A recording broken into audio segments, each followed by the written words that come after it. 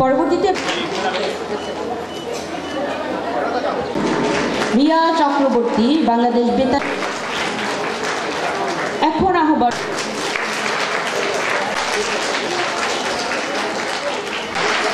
এ পর্যায়ে যারা সম্মাননা পেয়েছে 8 সালে পিটিআই সঙ্গীত প্রতিযোগিতায় চ্যাম্পিয়ন হয়েছেন। তিনি সাতক্ষীরা কলেজে পরীক্ষার কাজে নিয়োজিত। তিনি অস্ট্রেলিয়া অবস্থানরত আছেন বিধায়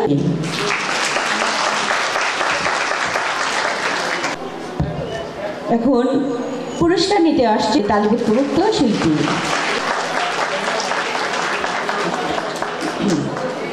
2006 সালে প্রথম স্থান প্রাপ্ত ভারত বাংলাদেশ। উনি অবশ্য অ্যাবসেন্ট আছেন আমেরিকায় অবস্থিত নেহা ঘোষ।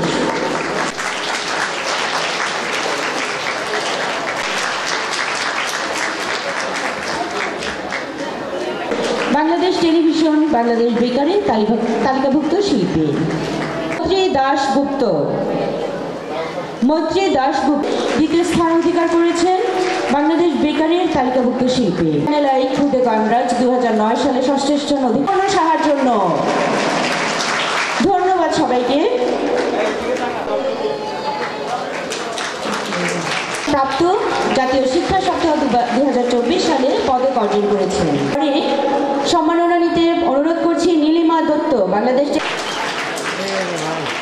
এখন সম্মাননা নিবেন নাসিমা।